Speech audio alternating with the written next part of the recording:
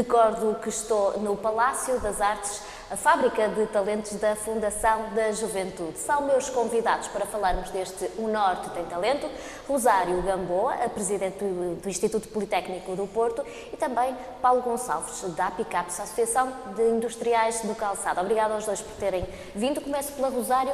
É verdade que cada vez mais o Norte tem talento, somos um Norte de talento. Eu julgo que sempre fomos um Norte de talento. A questão está em pensar esse talento em cada época diferente e como é que esse talento pode ser mobilizado. Também julgo que durante muito tempo houve um certo desperdício natural do nosso talento. Estas coisas vão muitas vezes não por uma planificação de fundo, mas por pequenas modas conjunturais e que nos afastam de uma forma com algumas consequências graves daquilo que temos de genuíno, de próprio, daquilo que somos capazes de fazer bem. Isto em termos do Norte ter talento. Mas o talento hoje também tem que ser visto numa dimensão mais global, não é? Além da questão de que o Norte, de facto, tem indústrias, tem pessoas, tem uma grande capacidade de empreendedora. No norte do país está concentrada a maior parte da indústria portuguesa. Somos tradicionalmente um setor extraordinariamente produtivo. No entanto, independentemente disto, há outras questões, que é o que é o talento hoje, como é que este talento pode ser dinamizado, quer a nível do Norte, quer a nível, digamos, de uma perspectiva internacional. Já vamos então e aí há coisas novas a introduzir e a pensar, não é? Vamos já filosofar, diria eu, um bocadinho sobre o que é esse do talento, mas falou no desperdício. Esse desperdício de que fala e essa moda de que falou, tem a ver com desviarem-se talentos, perderem-se um pouco por este país, não é? Era nesse sentido que estava a falar? Esse sentido é mais um epifenómeno. Eu falava de uma coisa mais profunda. Isso é mais uma consequência. Eu julgo que o que eu tentava referir com isto é a falta de consistência e de definição de apostas sólidas, estáveis e com continuidade. Mas quando fala nessas apostas, é falta de apoios? É falta de decisão estratégica. Passa mais por decidir do que apoiar estrategicamente. No fundo, falta o que é o Norte, o que é que o Norte pode dar.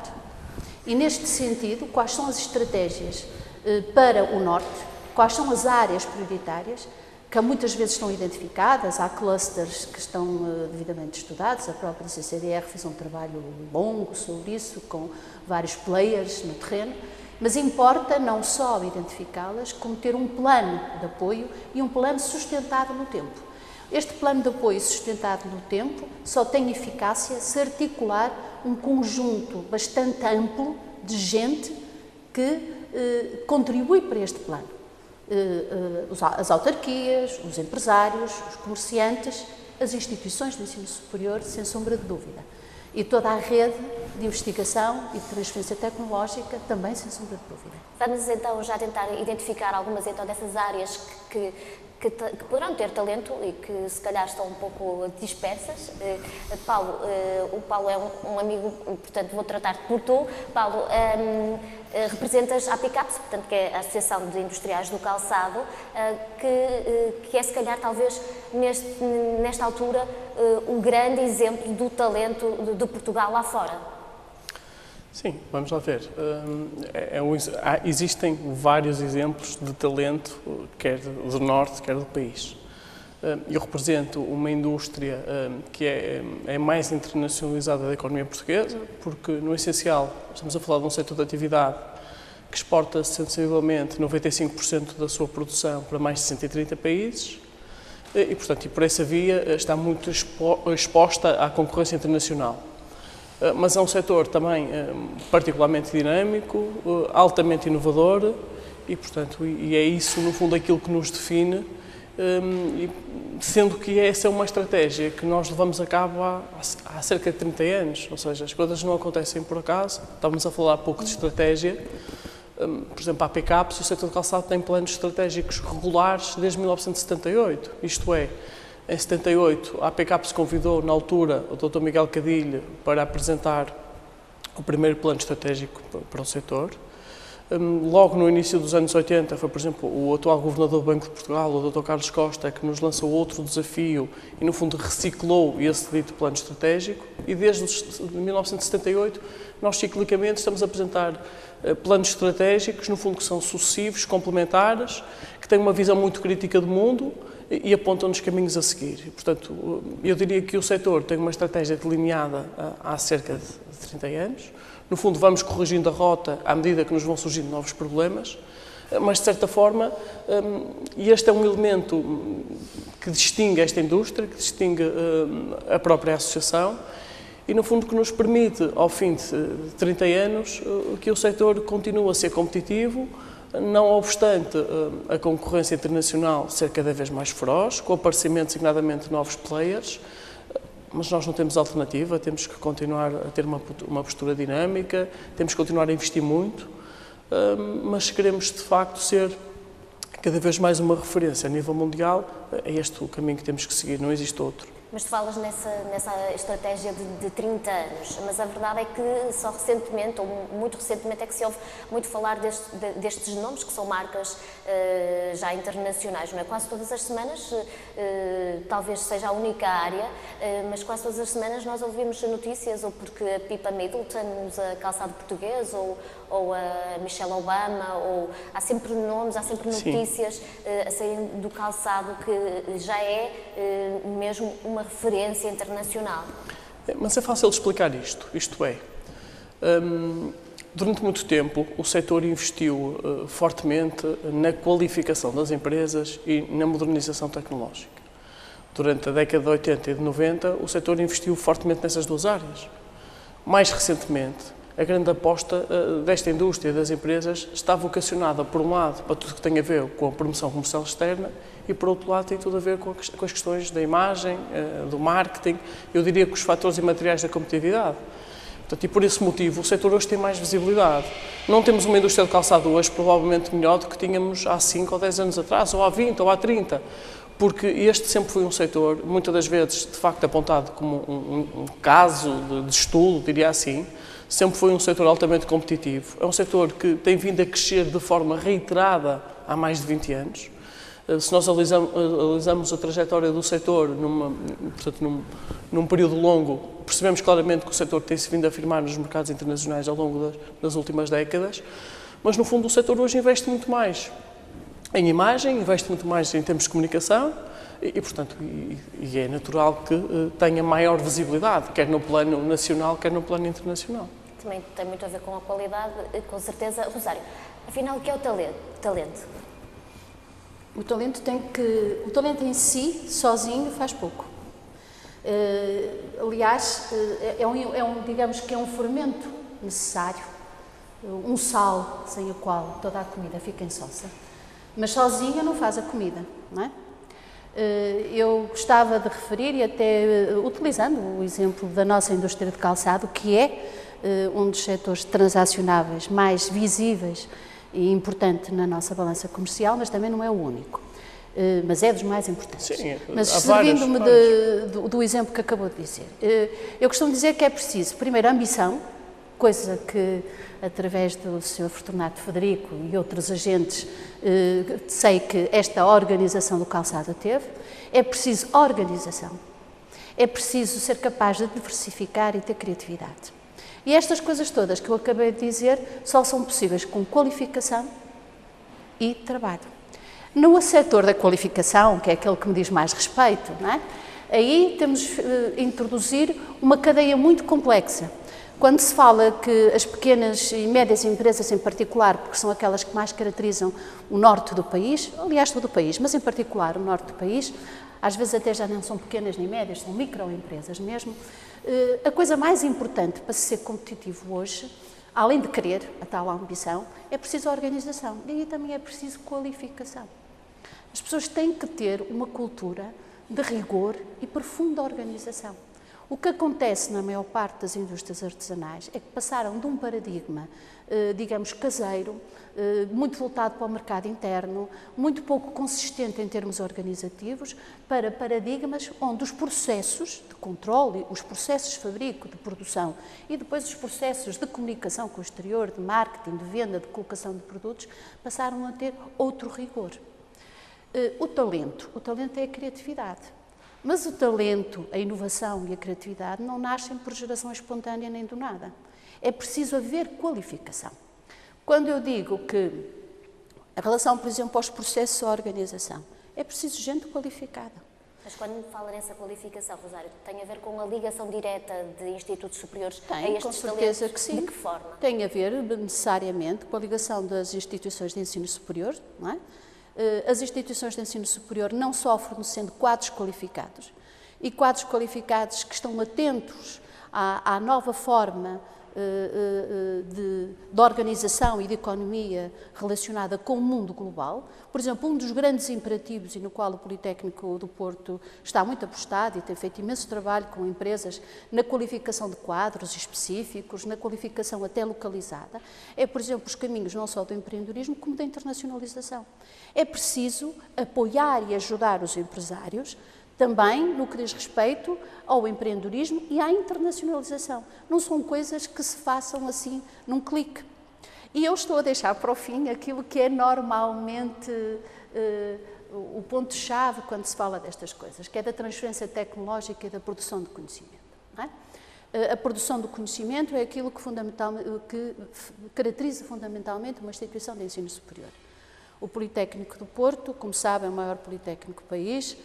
Nós estamos qualificados nos rankings internacionais como a instituição número 1 a nível nacional, enquanto politécnico, e se nos misturarmos com as universidades, temos um lugar bastante prestigioso, 12º a nível de todo o país.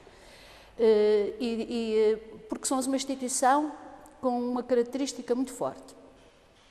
Além de termos mais de 2 dezenas de centros de investigação qualificados e que têm um trabalho contínuo, não é? Alguns deles, por exemplo, nas solas dos sapatos, mas são vários, são diversificados, porque o Politécnico Porto tem 7 escolas, desde a área de saúde, onde estão esses da sola dos sapatos, às áreas das engenharias, onde estão tudo o que diz respeito à informática, ao apoio à gestão, à mecânica, à robótica, às áreas da educação e da cultura, que são áreas que nunca devem ser negligenciadas, à administração, à auditoria, à constituição de empresas, ao internacionalismo, aos recursos humanos, à hotelaria, enfim.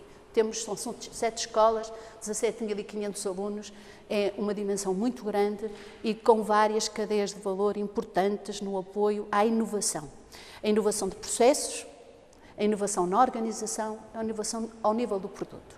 E aqui estava eu a dizer que na inovação ao nível do produto nós temos uma característica muito importante e que queremos aprofundar, que é esta característica de sermos politécnico. Nunca pretendemos ser nenhuma universidade. Nós somos politécnico de alma e coração. E o que é que eu quero dizer com isto? Quero dizer com isto que é um ensino, desde o primeiro momento, desde os primeiros anos, absolutamente articulado com o mercado de trabalho. Portanto, pensam logo desde o início no futuro. Claro. Os nossos programas de ensino, desde o primeiro ano, e muito em particular, primeiro, todos os cursos têm estágio. E têm estágio em contexto profissional, mas também desde o primeiro ano há uma indução progressiva e uma presença progressiva dos alunos relacionados com o mercado de trabalho. E ouvimos o mercado de trabalho e praticamos e procuramos praticar um ensino cada vez mais experimental. Procuramos e temos esforçado por ter uma cultura de proximidade, ouvindo as empresas, percebendo quais são as necessidades delas. Mas considera, desculpe interromper, mas considera que não faz sentido, se calhar, haver formação em áreas que não têm futuro no mercado de trabalho, isto é, aquilo que pensam estrategicamente é dar formação, dar qualificação a alunos que no futuro poderão ser os tais talentos, de outra forma não faria sentido? Há talentos de vários tipos, como já lhe insisti, e acho que isso é muito importante. Há talentos de vários tipos. Toda a cadeia de uma organização precisa de gente com talento, desde a secretária até ao designer de produto. Tá? Toda a gente tem que ter talento. Não é só o designer de produto que é o criativo que tem talento. Toda a gente tem que ter talento. Quando me fala em termos de cursos, penso que está a referir levemente a reorganização da rede, ou haver cursos que não têm emprego, é isso que quer dizer. Pronto. É óbvio que nós vivemos numa situação com um país que precisa se reorganizar a muitos níveis e não escapa a isso o ensino superior, como é óbvio. Julgo que não só... É uma realidade nacional. Desculpa? Temos todos consciência que é uma realidade nacional. O ensino superior não escapa a essa necessidade. E se calhar também por causa disso muitos jovens acabados de sair das universidades não têm emprego, se calhar. Não têm emprego por vários fatores. Sim, mas esse também será um deles. Não têm emprego porque muitas vezes há excesso de oferta face à procura. Outras vezes há uma enorme desadequação da oferta, estou a falar da oferta dos que saem, face à procura do mercado de trabalho, desadequação. Outras vezes há uma formação que se diz que existe, mas depois na adequação ao terreno não existe de facto. E depois também há outra coisa muito importante, porque isto é um círculo de pescadinha de rabo na boca. A falta de qualificação das empresas também não permite gerar empregos qualificados, não é? E o facto de não terem empregos qualificados também não permite algum salto no desenvolvimento. Isto são movimentos cíclicos e que têm que ser quebrados de alguma forma. E eu entendo que só podem ser quebrados de uma forma, que é pôr as instituições de ensino superior a dialogar diretamente com as empresas e não... E que é o que estamos aqui a fazer, por isso eu tenho muita honra em estar neste encontro, porque represento uma instituição de ensino superior robusta. Estou a falar com o representante de uma das associações industriais mais relevantes na economia portuguesa e eu acho que é isto que temos que fazer. Mas já falamos de qualificação, já falamos de inovação, já falamos de criatividade, de diálogo com as empresas, mas não falamos de dinheiro. Paulo, achas que o dinheiro é fundamental na criação destes talentos? Vamos lá ver. O dinheiro é importante em todas as áreas, não é? Mas é fundamental, é o mais importante? É importante também, é importante o dinheiro em matéria de talento, designadamente, porque tudo tem a ver com a qualificação. Por existir, evidentemente, um investimento de base, é normal que, no fundo, os talentos surjam de forma mais natural. E talentos esses em várias áreas. Há pouco estamos a falar de secretárias, de designers, mas também talento ao nível da gestão, ao nível... Os próprios empresários têm que ter o talento e a visão necessária para olharem para o mercado e perceberem que caminho devem seguir, porque têm que fazer, evidentemente, estudos de mercado aprofundados, têm que estar atentos àquilo que os rodeia. Portanto, eu acho que uma das características interessantes das empresas de calçado ou dos empresários de calçado é que, como exportam quase tudo aquilo que produzem, são obrigados a viajar constantemente. E viajar é uma coisa absolutamente fundamental, porque, no fundo, a expressão não sei se é muito feliz, mas é mesmo isto, ganha o mundo, porque tem a percepção daquilo que o mercado precisa em cada momento, tem a percepção daquilo que os concorrentes estão a fazer, portanto, ou seja, tem acesso, quase que diria, online, portanto, à informação. Isso é absolutamente fundamental. Investimento para garantirmos maiores talentos, é evidente que é necessário. Não sei que tipo de investimento é necessário. Estamos a falar de investimento público, estamos a falar de que tipo de investimento. Ora, pode-se ter talento sem dinheiro ou com muito pouco dinheiro, mas se existir algum tipo de ajuda, se existir, evidentemente que é benéfico para todos, não é? Será benéfico, evidentemente, para podermos potenciar a emergência de novos valores, mas simultaneamente, quer o Norte, neste caso, quer o país, serão beneficiados, não é? Mas neste caso, por exemplo, temos o exemplo do Instituto Politécnico do Porto, que dá apoio direto a estas novas ideias. Porque há quem diga que o essencial é ter boas ideias, o essencial é a ideia, a criatividade e que o dinheiro faz parte de um processo. O Instituto Politécnico do Porto está a participar na incubadora da Cidade Tecnológica de Passos de Ferreira. Quer falar um pouco deste projeto? O que é que vai ser? O Instituto Politécnico é o responsável pela incubadora da Cidade Tecnológica de Passos Ferreira, que é uma parceria que temos com a PFR Invest, que é uma empresa pública da autarquia de Passos Ferreira. Falo com todo o gosto e vou tentar falar em pouco tempo, que é o seguinte: o Instituto Politécnico do Porto participa em várias incubadoras e tem a sua própria OTIC, como é óbvio. Numa dimensão, muitas vezes, de tentarmos concorrer de concurso a projetos internacionais, a linhas de financiamento, nas diversas áreas que há bocadinho referi.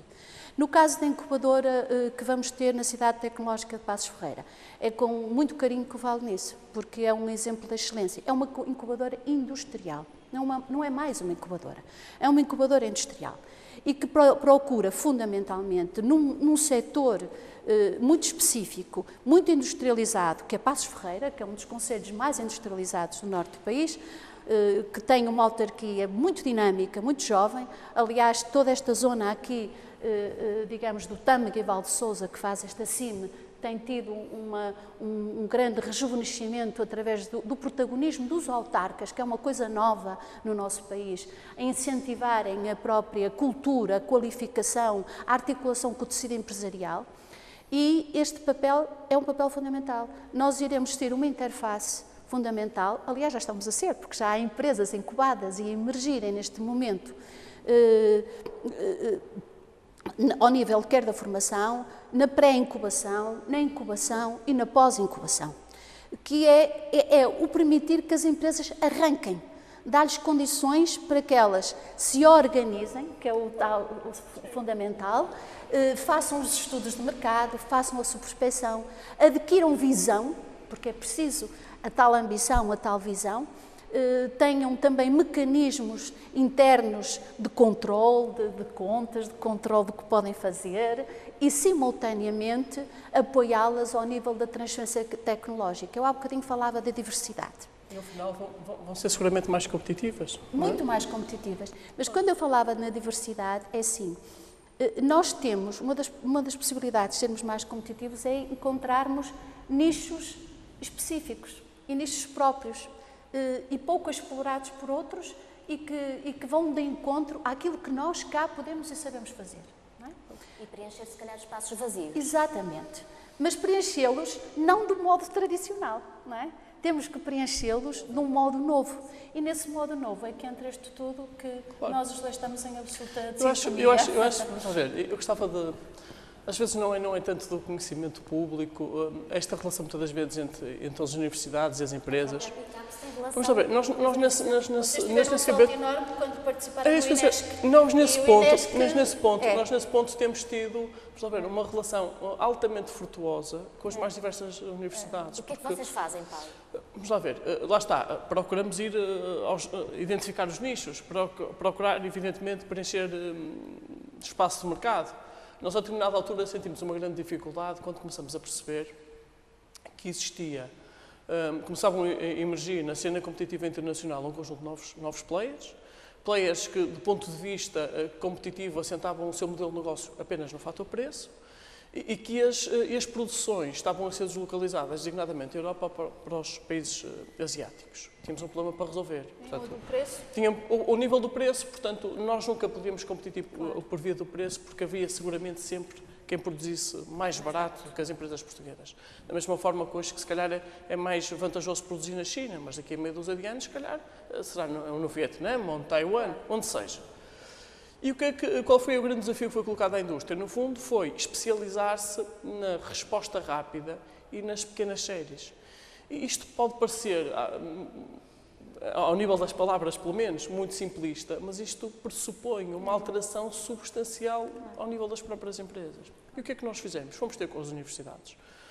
Em particular, um trabalho excelente, do meu ponto de vista, absolutamente notável, que tem sido coordenado pelo Centro Tecnológico de Calçado.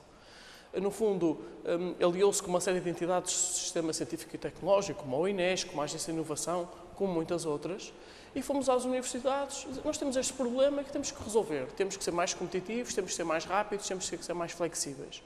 E num espaço de uma década, nós não só enfrentamos esse problema, ou ultrapassamos esse problema, nós passamos a responder ultra rapidamente às solicitações do mercado, designadamente às ditas pequenas séries, nomeadamente no espaço europeu. Hoje é aquilo que nos distingue, de certa forma, até dos nossos concorrentes, os dois nossos grandes concorrentes internacionais, que são a Itália e a Espanha. Nós temos essa competência técnica e eles não têm. E, simultaneamente, passamos a fazer uma coisa que há 10 ou 15 anos era impensável. Nós hoje exportamos alta tecnologia de calçado para todo o mundo. Exatamente, era o que eu ia dizer. E, portanto, Exportam a tecnologia. E foi uma coisa era uma coisa absolutamente impensável há 15 anos atrás, mas nós conseguimos fazer isso porque houve a capacidade das entidades, das universidades, das empresas, todas trabalharem em rede, todas trabalharem em conjunto, ou seja, para um bem comum.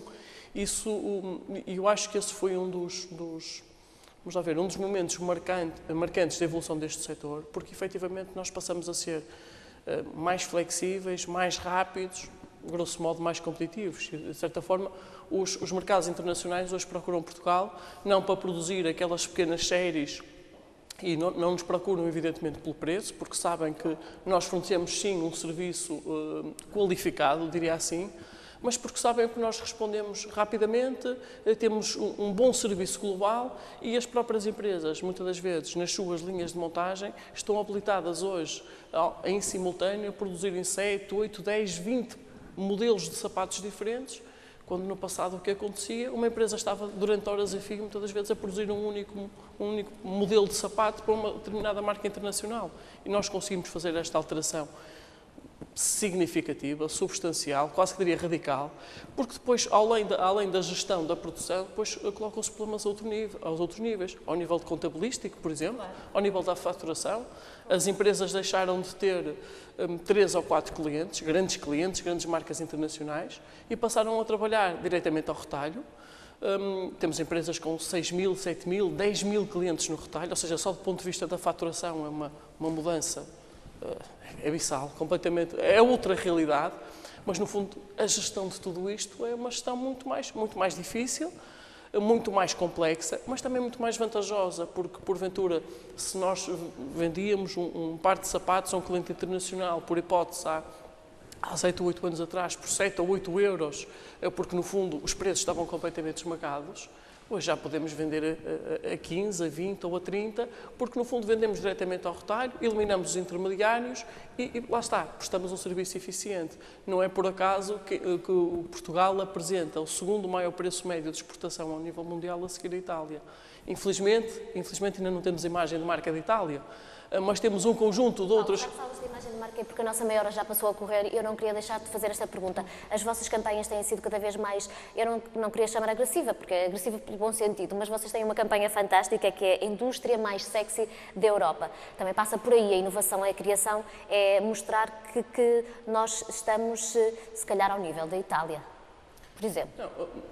Vamos lá ver, os estudos de mercado que nós fizemos durante muito tempo, ou fazemos regularmente, diziam-nos fundamentalmente o seguinte: existia uma diferença significativa entre a qualidade intrínseca do calçado português e a qualidade percebida pelos consumidores. Nós chegamos a fazer testes cegos, portanto, ao mercado, pedíamos a alguns clientes internacionais para apreciarem vários tipos de sapatos esses de várias proveniências, pedíamos para eles atribuírem um preço a cada um desses sapatos e só no final revelávamos a sua origem. E, portanto, era confrangedor chegar ao fim e esses clientes, por perceberem que o calçado era português, tirarem ao preço 20%, 30%, 40% às vezes.